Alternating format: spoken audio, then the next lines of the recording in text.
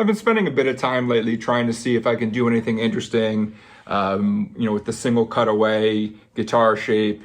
Uh, I've done kind of a forearm curve and a belly curve here, sort of like Fender guitars. And, I put a quilted maple top on this one. Some of the other ones I do are gold tops, where, the wood gets painted over. But in this case, I have a really nice quilt top. And what I think I'm going to do is to try and replicate a finish I've seen on PRS guitars, which is called something like black, gray, green burst, where most of the top is essentially black, and then at the very, very edges you kind of have this green outline. And so yeah, I'm going to film it, show you what I did, and then see how it turns out. I'm starting off with Angelus Jet Black leather dye. I've had my gloves on. Obviously, any sort of dye is going to stain whatever it is you put it on. And yeah, so the first thing I'm just going to do is really just pack in the color. And as you can see, I don't have the sides masked off or anything. I'll just kind of go over them gently with an outward motion, and that should hopefully be sufficient.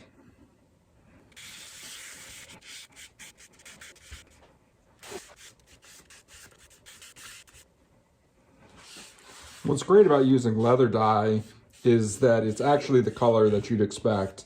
And this is in comparison to aniline dyes, which I've also used, that come in powder form.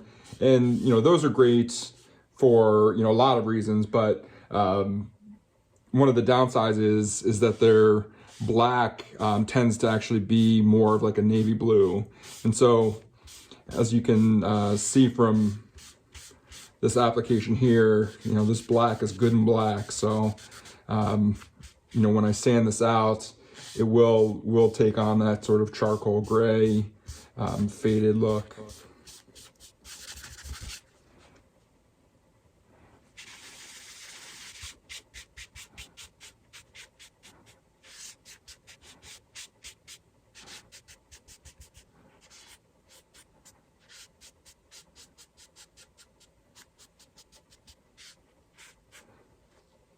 All right, so I'm gonna let this dry, and then I'll come back and see if I need to do a second coat.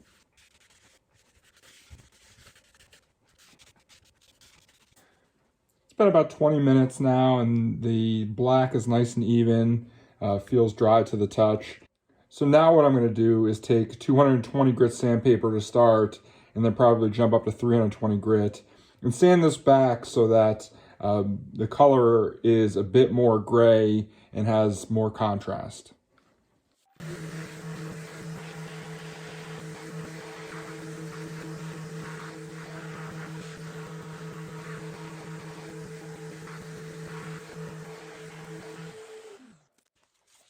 So you can see even at 220 grit, it doesn't take very long to sand back the colors. It's still a bit splotchy. I'm going to move to 320 so that hopefully I can have a little bit better control.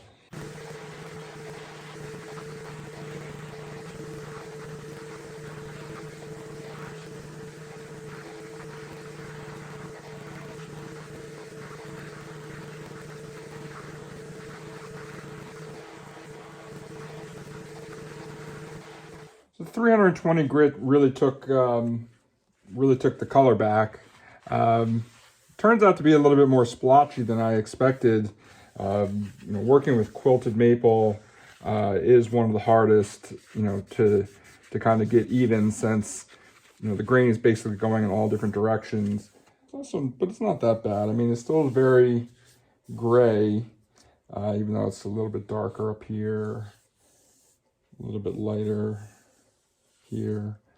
I'm going to try it anyway. I'm going to put the green on the edge, and then we'll use a little bit of the neutral color to kind of fade it in, and let's see what we get. You can see that this is really green. I think what my plan of attack here is going to be is to really just try and get a thin stripe, like maybe a finger width apart, and then try and, make the green come out, a lot more to the center, so that, it's a very hard burst.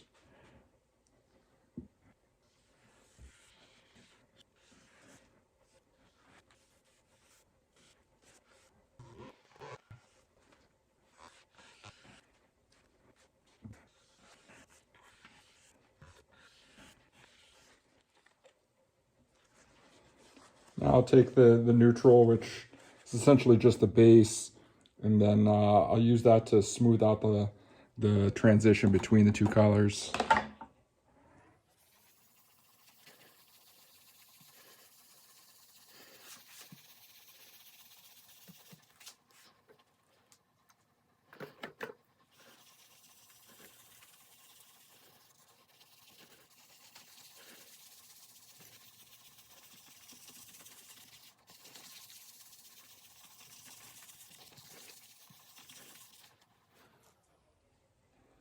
As you can see, the green got pulled out a little bit more.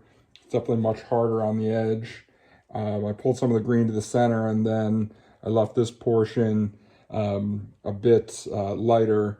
And so after this dries, I'll come back, I'll sand this back some to really, make this centerpiece light, and then just lightly sand around here to kind of smooth it out. But I'm liking how this is looking so far. I'm dropping back to 220 to really try and lighten up this center, and then I'll go 320 to kind of smooth out the rest.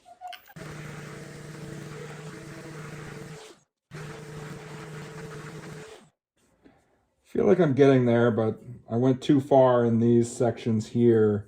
It's just pretty much back to bare wood. And so put my gloves back on, put a little black in, let it dry, and then come back and sand it up again. It's dried pretty well the way I want it to. It's a lot more gray in the middle now, and so the last step I'm going to do is take a Scotch-Brite pad and just go over it just a little bit more, and then I'll let it dry, scrape the binding, and then spray some sealer on top.